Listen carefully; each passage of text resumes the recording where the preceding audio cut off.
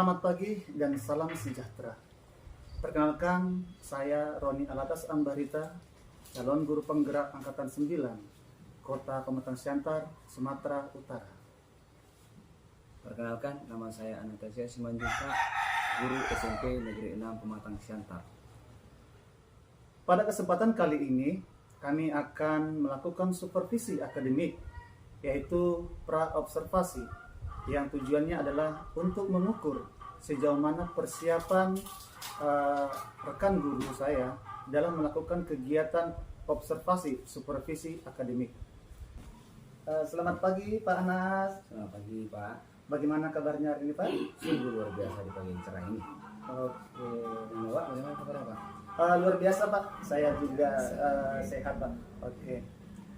Baik Pak, terima kasih ya Pak atas kesempatan dan waktunya. Pada kesempatan kali ini saya akan mengajukan beberapa pertanyaan kepada Bapak terkait persiapan Bapak sebelum melakukan pembelajaran di kelas. Boleh ya Pak? Oh, siap. Oke, baik Pak. Pertanyaan yang pertama ya Pak ya. Apa tujuan pembelajaran yang akan Bapak capai? Ya, kali ini dalam pembelajaran teks prosedur ada beberapa tujuan yang harus saya kembangkan, yaitu peserta didik mampu mengenali ciri-ciri teks prosedur. Yang kedua, peserta didik berlatih memahami struktur teks prosedur. Yang ketiga, peserta didik berlatih menganalisis teks prosedur yang baik dan benar. Yang keempat, peserta didik mampu membuat satu teks prosedur yang baik dan benar. Oke. Seperti itu. Oke, baik Pak. Ada 4 tujuannya Pak ya. Ya. Yang pertama itu adalah mengenali ciri-ciri teks prosedur Pak ya. Ya. Kemudian berlatih memahami struktur teks prosedur, kemudian berlatih menganalisis teks prosedur yang baik dan benar, kemudian yang keempat berlatih membuat teks prosedur yang baik dan benar gitu Pak ya. Oke, baik. Nah, pertanyaan yang kedua Pak ya. Apa area pengembangan yang hendak Bapak capai? Kalau area pengembangannya itu peserta didik mampu mengenali ciri-ciri teks prosedur beserta struktur-strukturnya dengan baik. Yang kedua, peserta didik mampu mengembangkan kreasi mereka melalui teks prosedur tersebut. Contohnya, peserta didik bisa melakukan sesuatu yang ingin mereka lakukan melalui teks prosedur tersebut. Seperti itu kira-kira Pak. Oke, baik. Berarti ada 2 aspek ya Pak ya, pengetahuan dan keterampilan Pak ya. Oke, baik. Nah, pertanyaan ketiga ya Pak ya. Nah, strategi apa yang akan Bapak persiapkan saat melakukan pembelajaran? Sebenarnya strategi ini banyak sekali Pak. Cuman kita ambil 3 saja. Yang pertama, dia bisa modelnya project based learning. Yang kedua, bisa dia metode pendekatan realistik. Yang ketiga, bisa model pembelajaran diferensiasi Pak. Oke, baik. Berarti strateginya tadi ada 3 Pak ya. PBL, kemudian yang kedua realistik. pendekatan realistik, kemudian yang ketiga itu adalah pembelajaran berdiferensiasi Pak ya. Oke, luar biasa ya Pak ya. Oke, pertanyaan berikutnya Pak, media apa yang akan Bapak gunakan dalam pembelajaran? Medianya itu bisa berbentuk PowerPoint misalnya. Kenapa saya ambil PowerPoint? Karena di sekolah ini untuk prasarana PowerPoint itu sudah memang betul-betul lengkap. Jadi kita bisa memanfaatkan prasarana tersebut supaya anak-anak pun lebih enak cara belajar seperti itu. Oke, baik Pak, luar biasa ya. Berarti kan di sekolah sudah ada secara prasarana Pak ya, berupa infokus ya. Jadi Bapak bisa menampilkan PowerPoint gitu Pak ya. Oke, baik Pak. Pertanyaan yang kelima Pak ya, yang terakhir ini. Kapan Bapak akan melakukan pembelajaran tersebut Pak? Oh, secepatnya Pak. Besok pun bisa saya buat. Seperti itu Pak. Oh gitu Pak ya. Iya. Jadi berarti udah Bapak persiapkan dengan matang berarti Pak ya. Sudah. Makanya secepatnya Bapak akan akan laksanakan Pak ya. Besok Pak ya. Iya, bisa. Oke, baik. Terima kasih ya Pak ya atas waktunya. Semoga rencana Bapak dapat berjalan dengan lancar dan baik ya Pak ya. Oke. Ya. Jadi demikian Pak percakapan kita hari ini Pak ya. Semoga apa yang telah Bapak rencanakan dapat tercapai dengan baik dan sukses ya Pak ya. Ya. Oke, terima kasih Pak ya. Ya. Oke.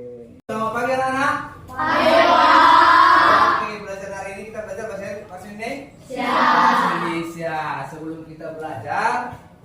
caranya kita berdoa. Marilah kita bersatu dalam doa menurut agama dan kepercayaannya masing-masing. Doa dimulai.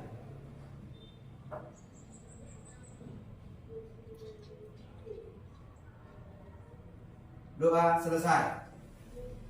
Oke, kita sudah selesai berdoa, maka apa gunanya dari doa tadi? Supaya kita belajar dengan baik. Ya, oke, kali ini Bapak buka pembelajaran kita yaitu mengenai teks prosedur. Ya, tujuan pembelajarannya itu peserta didik berlatih mengenal ciri-ciri teks prosedur. Yang kedua, peserta didik berlatih mengenal struktur teks prosedur. Yang ketiga, peserta didik berlatih menganalisis sebuah teks prosedur yang baik dan benar. Yang keempat, peserta didik berlatih membuat sebuah teks prosedur yang baik dan benar. Sebelum kita belajar, kita mau ice breaking dulu ya. Aku tahu, aku paham, aku bisa dan melakukan. Aku tahu, aku paham, aku bisa dan melakukan. Aku tahu, paham, bisa tahu, paham. Aku tahu, aku paham, aku bisa dan melakukan. Oke, itu tangan. Itu kita ya. Kita lanjutlah pembelajaran kali ini adalah mengenai teks prosedur. Sudah segar ya? Sudah bisa ya? Kita lanjut pelajaran kita ya. Oke? Apa-apa saja itu yang mau kita ambil dari teks prosedur? Yang pertama adalah tujuan, fungsi, dan jenis teks prosedur. Yang kedua, informasi penting dalam teks prosedur. Yang ketiga, simpulan isi teks prosedur. Yang keempat, struktur dan kebahasaan teks prosedur. Yang kelima, penyusunan teks prosedur. Itulah tadi yang Bapak bilang, bahwasanya di tujuan pembelajaran tadi kita mengetahui apa saja struktur dari teks prosedur. Teks prosedur adalah teks tulis ataupun lisan. Bisa dia tertulis, bisa dia lisan, yaitu yang berisi instruksi kepada pembaca ataupun pendengar untuk membuat atau melakukan sesuatu. Ya, untuk membuat ataupun melakukan sesuatu. Ya, tujuannya teks ini dibuat untuk menggambarkan cara melakukan sesuatu. Ya, contohnya kamu membuat bubur, kau cari teks prosedur membuat bubur. Ya, tujuan teks prosedur adalah memberikan petunjuk atau cara melakukan sesuatu melalui serangkaian tindakan ataupun langkah-langkah. Jadi intinya garis bawahi, teks prosedur itu adalah teks yang berisi langkah-langkah itu aja intinya. Ya, fungsi sosialnya adalah memberikan informasi. Betapa penting informasi. Apapun teks pasti isinya informasi. Yang kedua, teks prosedur membuat sesuatu atau memainkan sesuatu. Contohnya ini. Mana bisa salah satu memainkan? Harus ada prosedur pembuatan memainkannya kan? Colokkan dulu harusnya, hidupkan dari situ, kemudian buka, angkat. Nah, seperti itu kira-kira. Ya, pernah ikut mainkan bermain gambaran? Nah, pada sini Bapak lihat ini bermain karet, apa namanya itu? Apa yang ada namanya di sini? Kalau di kampung kami karet gelang namanya ya. Informasi penting dalam teks prosedur adalah satu, membaca keseluruhan teks prosedur, memahami isi teks prosedur, kemudian menemukan ide-ide pokoknya. Lanjut, ini yang penting, struktur dan kebahasaan. Ada struktur dari teks prosedur. Struktur yang pertama adalah kalau kita ingin membuat suatu teks prosedur seperti ini, ya. Nah, seperti ini. Apa yang pertama kita buat?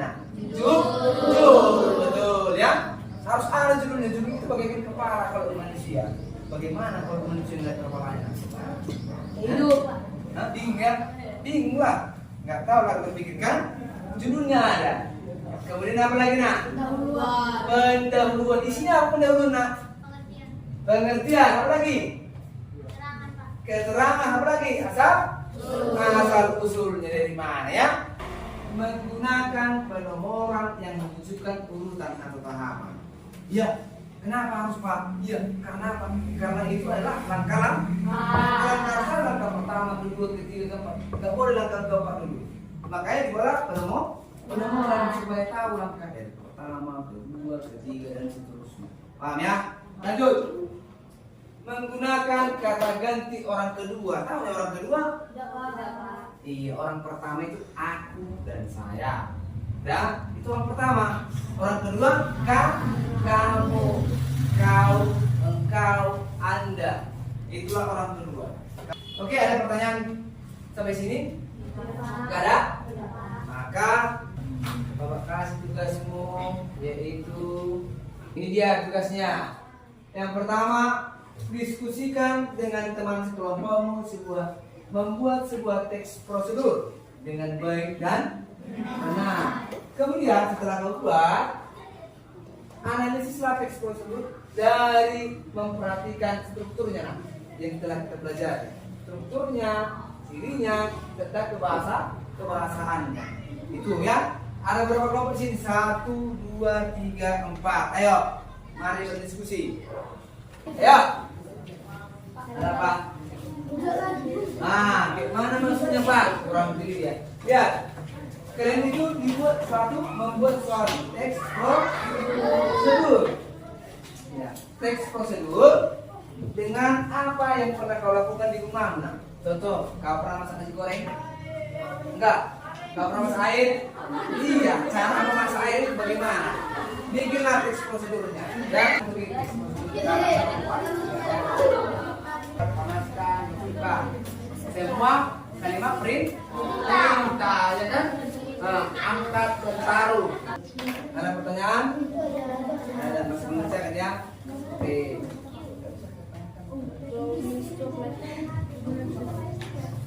Sudah? Mana?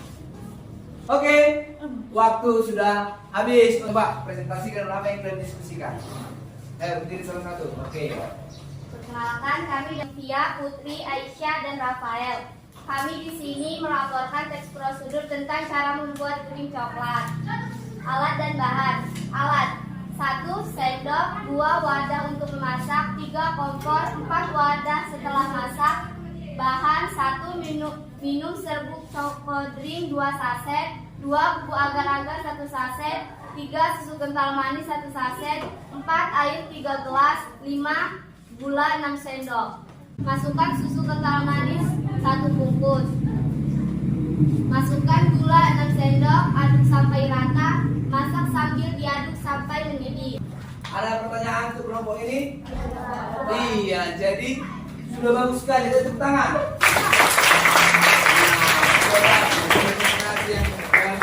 Untuk kalian ya. Jadi tadi membuat puding coklat. Sudah tahu kalian. Setelah kalian dengarkan apa dari penjelasan dari temanmu, maka kalian akan tahu membuat sebuah puding coklat. Ada yang mau bertanya? Enggak ada? Oke, kita sudahi perjumpaan kali ini. Bapak ingin tahu bagaimana perasaan kalian. Bapak ingin tahu refleksi dari kalian seperti apa. Tolong Nak, kalau Nak.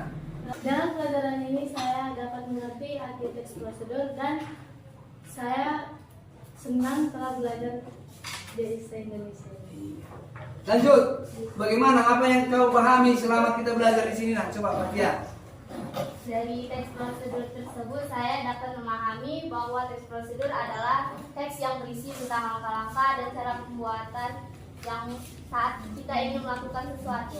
Oh iya, bagus. Ya, tepuk tangan.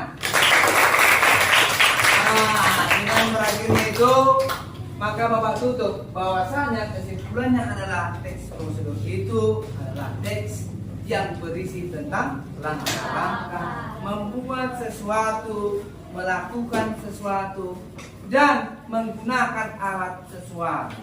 Itulah memang artinya dan manfaatnya untuk kita supaya bisa kita membuat sesuatu yang ingin kita lakukan. Ya, itu dia.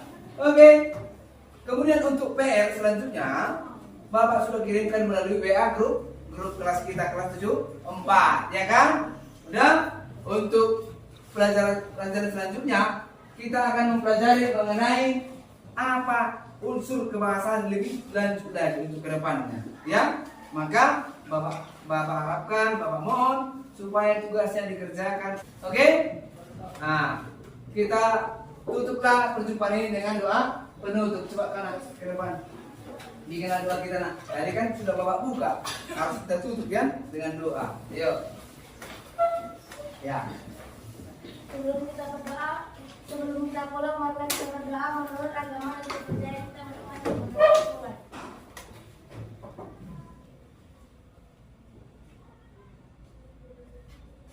Berdoa selesai. Oke. Terima kasih anak-anak. Dimasukkanlah bukunya semua ke dalam tas. Sampai bertemu kembali di lain waktu. Selamat pagi. Selamat siang, salam dan bahagia. Perkenalkan, nama saya Roni Alatas Ambarita, calon guru penggerak angkatan 9 dari SMP Negeri 6 Pematang Siantar, Kota Pematang Siantar, Sumatera Utara. Perkenalkan, nama saya Anastasia Simanjuta, SPD, guru SMP Negeri 6 Pematang Siantar. Pada kesempatan kali ini, saya akan berbincang-bincang dengan rekan saya pasca observasi, di mana tahap ini adalah tahap akhir dalam pelaksanaan observasi. Baik, Pak Anas, kita akan melaksanakan observasi ya Pak ya, di mana tujuannya adalah untuk merefleksikan hasil pembelajaran yang telah Bapak lakukan sebelumnya Pak ya. Ya. Oke, baik Pak. Setelah melaksanakan pembelajaran kemarin Pak, bagaimana perasaan Bapak? Sungguh luar biasa senangnya ya. Kalau perasaan saya senang, karena saya lihat setelah melakukan pelajaran ini, anak-anak pun ikut merasa senang belajarnya, sehingga daya tangkap mereka pun pasti lebih baik untuk pelajaran itu. Saya pun senang pelajaran saya bisa ditangkap anak-anak dengan baik. Seperti itu kira-kira. Oke, baik Pak. Jadi perasaan Bapak setelah melakukan pembelajaran sangat senang Pak ya? Luar biasa saya. Karena Bapak bisa mentransfer ilmu Bapak ya kan dengan baik, dan siswa bisa menerima dengan baik Pak ya, sehingga siswa itu antusias Pak ya? Iya. Oke, baik Pak. Apakah pembelajaran yang sudah Bapak lakukan itu sudah sesuai dengan yang Bapak rencanakan atau yang Bapak harapkan? Sebenarnya sudah. Kenapa sudah saya bilang? Karena anak-anak memang sudah merasa bahagia mereka belajar dengan saya. Berarti saya tidak merasa gagal, seperti itu kira-kira. Oke Pak, jadi Bapak itu merasa sudah merasa bahwa pembelajaran yang Bapak lakukan itu sudah sesuai dengan yang Bapak harapkan, yang Bapak rencanakan Pak ya. Itu betul. terlihat daripada siswa itu merasa senang ya Pak ya. Oke, baik Pak. Nah, pertanyaan ketiga nih Pak ya. Oke. Apa kendala dan hambatan saat Bapak melakukan pembelajaran kemarin Pak? Kebetulan kan pembelajaran yang saya lakukan ini sekarang adalah pembelajaran berdiferensiasi. Sebenarnya pembelajaran ini masih baru, masih asing nama saya. Cuman untuk anak-anak supaya mereka bahagia, saya pun harus belajar juga. Kenapa saya harus belajar juga? Ya, kalau saya gagal maka anak-anak pun akan merasa gagal. Makanya pembelajaran ini memang masih asing sama saya. Jadi saya harus yang lebih giat lagi untuk belajar lagi untuk mengenai pembelajaran diferensiasi ini. Seperti itu. Oke, baik Pak. Jadi kendala yang Bapak hadapi itu kan Pak karena pembelajaran berdiferensiasi ini masih yang baru Pak ya. Iya, hal yang baru termasuk buat Bapak dan buat siswa juga Pak ya. Jadi itu salah satu kendala yang Bapak hadapi ya Pak ya. Oke, baik. Jadi Bapak perlu juga belajar lagi Pak ya, untuk mengetahui, memahami pembelajaran berdiferensiasi ini Pak ya. Oke, baik, luar biasa sekali Pak ya. Nah, pertanyaan berikutnya ya Pak. Apakah Bapak sudah merasa puas dengan pembelajaran yang sudah Bapak lakukan? Puas karena saya rasa saya sudah memang benar-benar maksimal untuk melayani anak-anak. Memang itulah pekerjaan saya dan itu memang dituntut dari saya. Saya harus maksimal untuk anak-anak, maka untuk pelajaran diferensiasi memang kita harus maksimal di dalam kelas maupun bagaimana tindak tanduk mereka di dalam kelas. Saya harus maksimal untuk memperhatikan mereka. Itu kira-kira. Oke, baik. Jadi Bapak sudah merasa puas Pak ya, Iya. dan Bapak sudah merasa melakukan pembelajaran berdiferensiasi ini di kelas itu sudah maksimal Pak ya. Iya. Itu terlihat tadi dari Anak-anak. anak-anak yang merasa senang Pak ya. Iya. Oke, walaupun masih hal-hal yang baru Pak ya, Iya. tapi Bapak sudah merasa kalau pembelajaran yang dilakukan itu sudah membuat Bapak puas Pak ya. Iya. Oke, baik. Pertanyaan berikutnya Pak ya. Apa hal positif yang sudah Bapak lakukan selama proses pembelajaran Pak?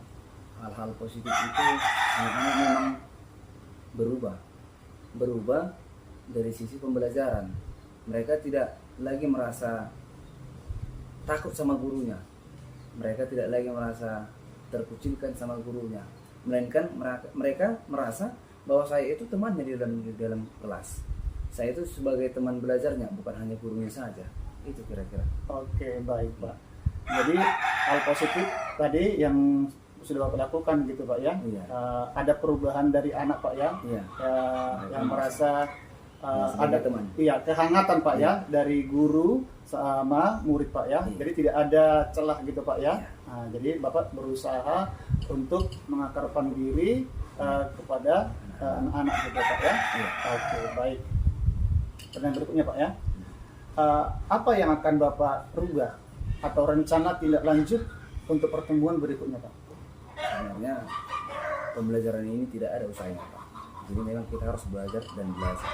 Terutama untuk pembelajaran diferensiasi ini, saya merasa memang asing. Tapi saya akan bekerja keras, saya akan belajar lagi untuk membiasakan diri dengan pembelajaran diferensiasi ini. Memang agak susah Pak untuk masalah diferensiasi ini, karena kita harus kelompokkan mereka satu persatu menurut kemampuan mereka sendiri. Jadi di situ tantangannya. Kita harus memang betul-betul sebagai teman mereka dalam pengelompokan mereka dan tidak mengucilkan mereka walaupun kemampuannya sebatas yang paling rendah, tapi tetap kita harus temani mereka. Oh gitu. Oke, baik. Terima kasih Pak ya. Jadi kalau boleh saya rangkum nih Pak ya. Ya. Rencana tindak lanjut yang Bapak mau lakukan itu adalah mungkin membiasakan Pak ya, membiasakan pembelajaran berdiferensiasi Pak ya. Karena itu tadi kan hal-hal yang baru Pak ya. Walaupun memang anak-anak tadi merasa senang gitu Pak ya. Jadi mungkin kalau saya tangkap gitu Pak, Bapak berencana akan terus membiasakan pembelajaran berdiferensiasi ini supaya anak itu lebih senang lagi kan gitu Pak kan, supaya ada keakraban, kehangatan gitu Pak ya. Iya. Oke, baik. Oke, Bapak terima kasih Pak. Iya. Oke, baik Pak. Sekali lagi Pak, terima kasih untuk kesempatannya, untuk waktunya, sehingga kita bisa berbincang-bincang. Mudah-mudahan untuk pertemuan-pertemuan berikutnya, apa yang Bapak rencanakan itu bisa terlaksana dengan baik gitu Pak ya. Jadi sekali lagi terima kasih Pak. Sampai ketemu kembali Pak.